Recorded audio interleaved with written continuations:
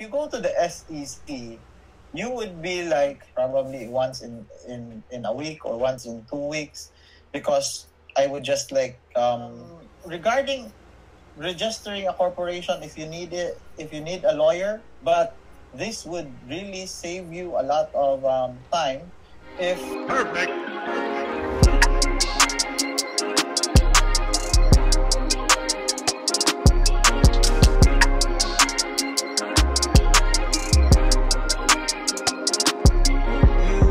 Mentioned costs and everything, and expats will consider this.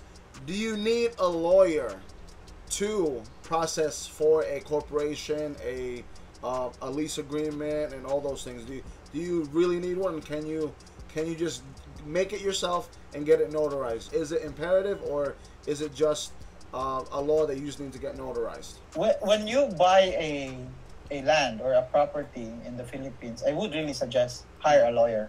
Okay. It would really save a lot of expenses for you. So, as I said, if the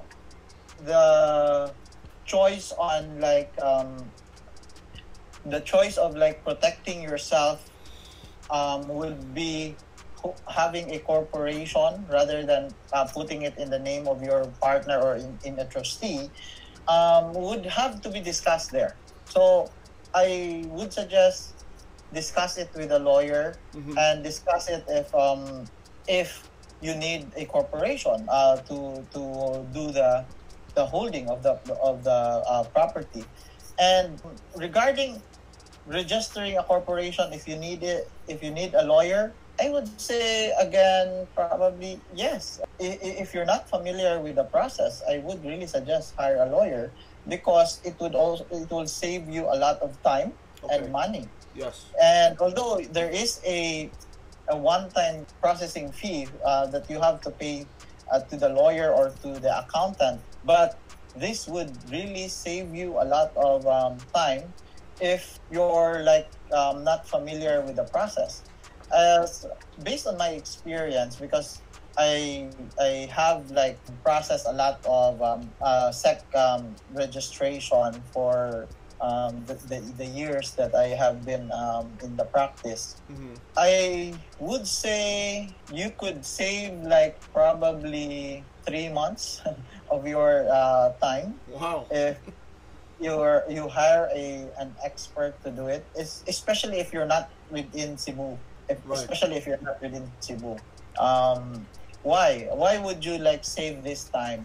I'm not saying that this is really the usual is in the SEC, but then this is just based on my experience. If you go to the SEC, you would be like given the first time that you would do this is you would first inquire, right? Right. How would you do this? So you would be given like a checklist on what to do.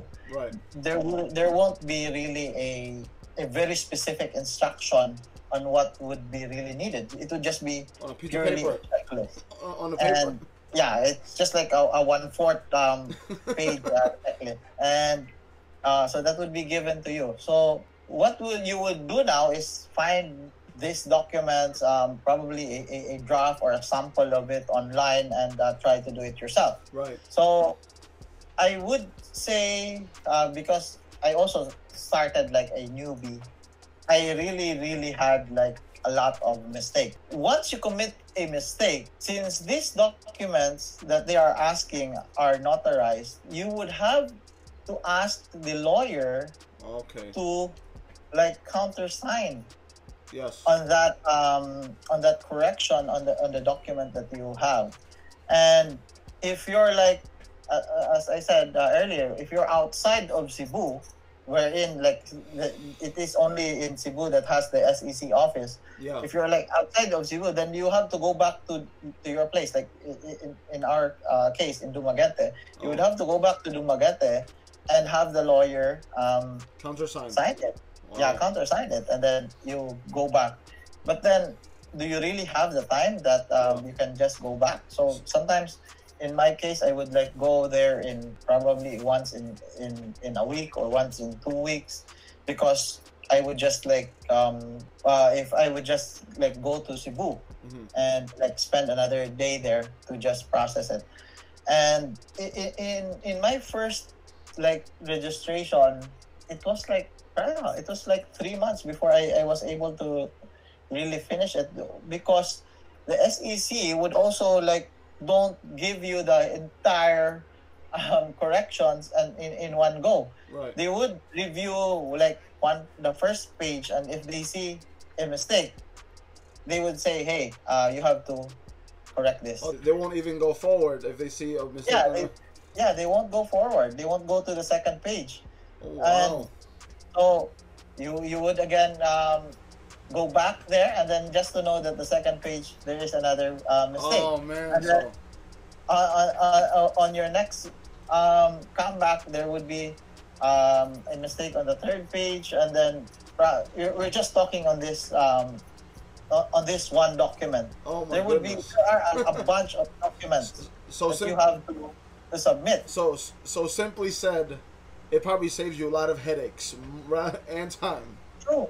dealing True. like if especially if you're a person that just wants to do it the one time, that's one shot, versus a lawyer who does it 1,000 times in 5 years or 4 years, or it makes a lot, because the problem is there's those type of people, including in my family as well, that believe no, yeah, I can do it, I can do it. I say, no, you don't understand. You're gonna miss. You're not used to doing this every single day. That's why when I tell them, like, if the lawyer can handle it, I just give it to him, because it's less headache for me.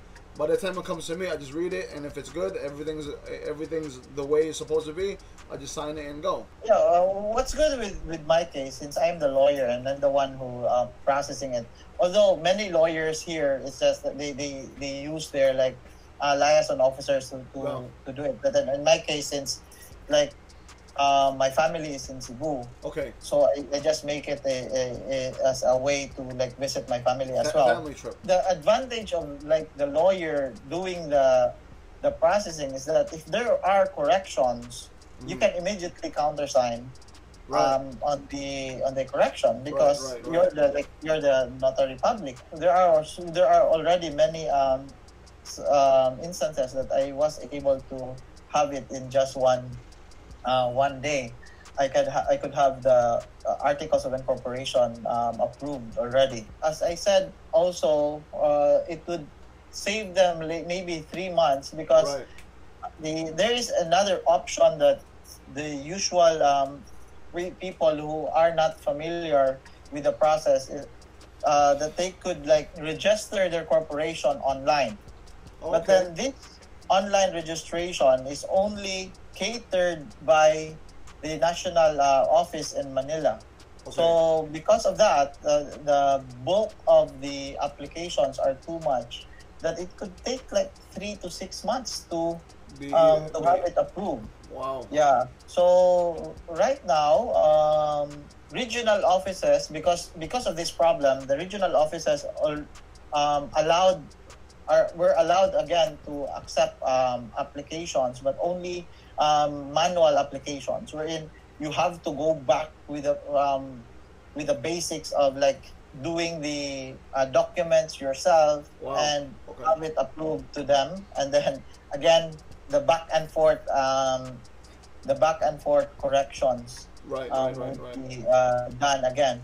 But what the good thing with the online application is that you would have to save a lot of time on going to the office of the SEC, because the verifier is like checking it first for you before they would ask you to go back and submit to go to the SEC office and submit the documents. Yeah, but then it would really take a lot of time, probably 3 to 6 months before you could have it approved.